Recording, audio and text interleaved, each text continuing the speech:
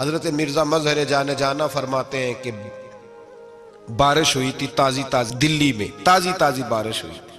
ایک بابا لکڑی کے جوتے پہنے کھڑا ہوں، اللہ اللہ اللہ، اسی کسے دے کچھ بھی نہیں لگ دے، نہ کوئی ساڈا دردی۔ بابا مست ہو کے جا رہا، اللہ اللہ کرتا جا رہا۔ ایک طوائف اپنے کوٹھے سے اتر کے تو سیڑھیوں پہ بیٹھی تھی، ساتھ اس کا یار بھی بیٹھا تھا۔ بابا اپنی مستی میں جا رہا، تو بابا جی کے پیروں سے کچھ مٹی اڑی تو اس عورت کے کپڑوں پہ پڑ گئی، پرواہ ہی نہیں، بزرگ گزر رہے۔ وہ یار اس کا دوڑا ہوا آیا، اس نے آ کے تھپڑ مارا، کا خیال نہیں سارے اس کے کپڑے آلودہ کر دیے، تو کدھر، تیرا دماغ نہیں ٹھیک؟ بابا نے نظر اٹھائی، کہا بیٹے میں نے دیکھا نہیں، چل اللہ تیرا بھلا کرے، تو نے بدلہ لے لیا۔ بابا جی چپ کر کے، وَإِذَا خَاطَبَهُمُ الْجَاهِلُونَ قَالُوا السَّلَامَ، چپ کر کے گزر گئے۔ ٹھنڈ کا موسم تھا، بارش تازہ ہوئی تھی، حلوائی دودھ کاڑ رہا تھا، اس نے بٹھایا بابا جی کو پھٹے پہ، پیالہ پکڑا، دوڑ کے آگے بڑھا، بزرگ آ گئے، آئیے بیٹھیے، دودھ کا گرم گرم پیالہ شکر ڈال کے دیا۔ بابا جی نے دودھ پیا، پھر نظر جھکی، پھر رنگ بدلا، کہنے لگے مالک تو کتنا بے نیاز ہے، کہیں تھپڑ مرواتا ہے، کہیں دودھ پلاتا ہے، تیری بے نیازی ہے نا، ادھر تھپڑ مروایا، یہاں دودھ پلایا، تو ہی جانتا ہے تیرے رنگ کیا ہے۔ ابھی بابا وہیں بیٹھا تھا، دوڑے آئے پیچھے سے لوگ، شور ہوا، بابے کو دبوچ کے وہاں لے گئے جہاں اس نوجوان نے تھپڑ مارا تھا، کہا تو اللہ کا بندہ ہے، اللہ کے بندے بد دعا تو نہیں دیتے؟ ہوا کیا؟ کہا تو نے بد دعا دی ہے؟ کہا نہیں دی، بات بتاؤ۔ کہنے لگے اس نے تجھے تھپڑ مارا ہے، چھت پہ چڑھا ہے، پیر پھسلا ہے، گردن کے بل گرا ہے، منکا ٹوٹ گیا، مر گیا ہے، تو نے بد دعا دی ہے۔ بابا جی کہنے لگے یار میں نے تو دوسرا لفظ بھی نہیں کہا، بھلا ہو کہہ کے گزرا ہوں، میں نے نہیں بد دعا دی۔ کہا تو نے دی ہے تبھی تو مر گیا۔ کہا نہیں دی۔ کہا بابا تو بزرگ آدمی ہے، سچ بول۔ تو بابا جی کہنے لگے سچ سنو، پھر میں آ رہا تھا، میرے پیروں سے مٹی اڑی، اس کے یار کے کپڑوں پہ پڑی، اسے برا لگا، اس نے مجھے مارا۔ جب اس نے مجھے مارا تو میں کوئی لاوارث تو نہیں تھا، جب اس نے مجھے مارا تو میں کوئی لاوارث تو نہیں تھا، مجھے دشمنوں نہ چھیڑو، میرا ہے کوئی جہاں میں ابھی پکار لوں گا، نہیں دور ہے مدینہ۔ اس نے مجھے مارا تو میں کوئی لاوارث تھا کہ میرا بدلہ کوئی نہ لیتا؟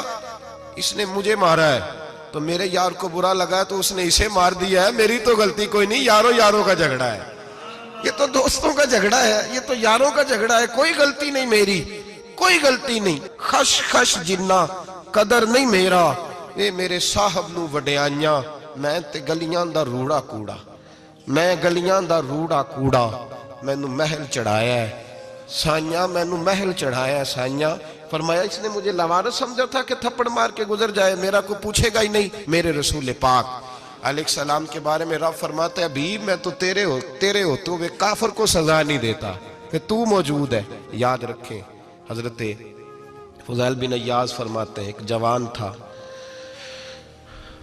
مسجد میں آیا، لوگوں سے کہنے لگا روٹی کھلاؤ، کسی نے توجہ نہ کی، اس نے کہا میں رب بتانے والا ہوں، میری طرف دیکھو تو صحیح، کسی شخص نے خیال ہی نہ کیا۔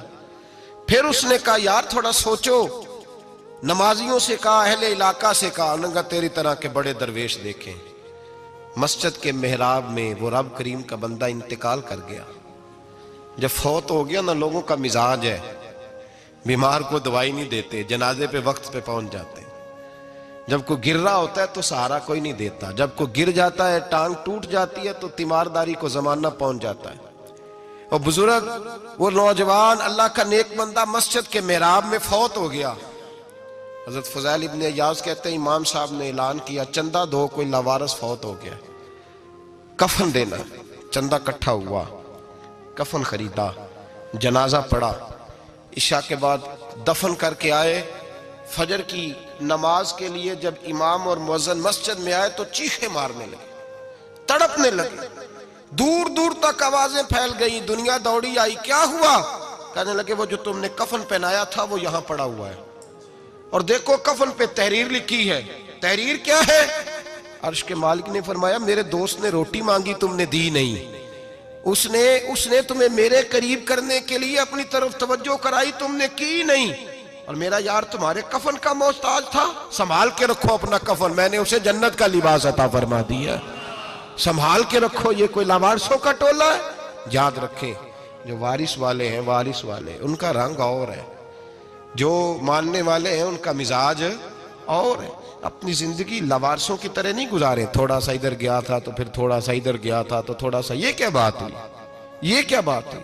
اپنے آپ کو، اپنی نسبت کو، اپنے عقیدے کو مضبوط رکھیں۔ 1 انچ کے لیے اعلیٰ حضرت فاضل بریلوی رحمت اللہ علیہ کے مکان کی دیوار گر گئی، ایک کونا مکان کا، آپ جانتے ہیں پرانی دیواریں چھوٹی ہوتی تھی اور بارشوں میں اکثر گھروں کی دیواریں گری ہوئی ہوتی تھی، ایک سائیڈ کی دیوار گر گئی تو اس کونے میں ہندوؤں کا گھر تھا۔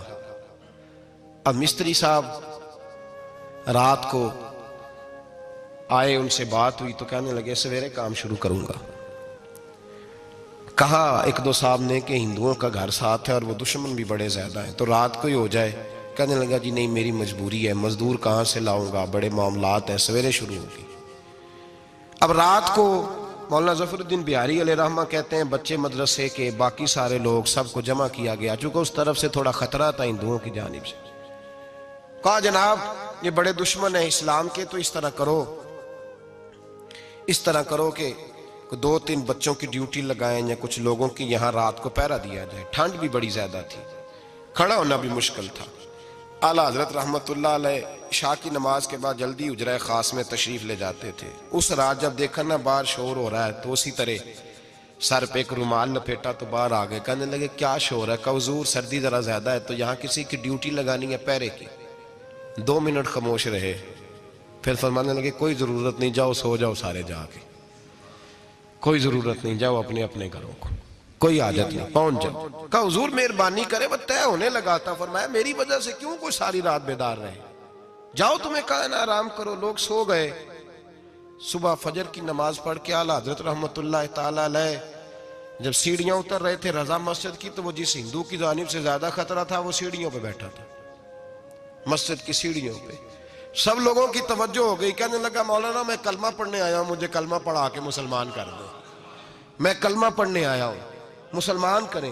لوگوں کی توجہ، اعلیٰ فرمانے لگے نہیں ابھی تو انتظار کر، تھوڑی دیر کے اچھی طرح سوچ لے، جذباتی فیصلہ نہ کر کہ تو آ رہا ہے۔ یہ کہہ کے جب 2 سیڑھیاں نیچے اترے اس کے پاس سے تو اس نے پیر تھام لیے، کہنے لگا اب ایسے تو نہ کرو، رونے لگا۔ اعلیٰ حضرت رحمت اللہ نے کلمہ پڑھایا، کچھ باتوں کی نصیحت فرمائی، تشریف لے گئے۔ گھیرنے والے گھیر کے بیٹھ گئے، کہنے لگے ہمیں بھی بتا بدلہ کیسے ہے۔ کہنے لگا دیوار گر گئی، آدھی رات کے وقت، آدھی رات تک انتظار کرتا رہا، پہرے دار کوئی نہیں، تو 2 تلواریں لے کر جب میں ان کے مکان کی جانب بڑھا، میں نے کہا آج گردن کاٹوں گا اور کاٹ کر کے نکلوں گا۔ کہتا ہے جب میں قریب آیا تو 2 شیر کھڑے تھے، اوپر سے پلٹ کے آیا تو پھر کھڑے تھے، ادھر سے پلٹ کے آیا تو پھر کھڑے تھے۔ فرماتے ہیں میں 2 گھنٹے کے بعد آیا تو پھر پلٹ کے کھڑے تھے، میں پھر 1 گھنٹے کے بعد آیا، سحری کا وقت ہوگا تو پھر پلٹ کے کھڑے تھے، اب میں ڈر کے بھاگا۔ کہتے ہیں فاضل بریلوی نے اپنی کھڑکی سے منہ باہر نکالا، کہنے لگے اور کتنا تجربہ کرے گا، مجھے تو لاوارث سمجھتا ہے، لاوارث ہوں میں، اور کتنا تجربہ کرے گا، بس کر مان جا۔ میں نے کہا حضور یہ کون ہے، مجھے بتائیے تو صحیح یہ کون ہے۔ تو کہنے لگے میں نے ساری زندگی رسول اللہ کی عظمت کا دفاع کیا ہے،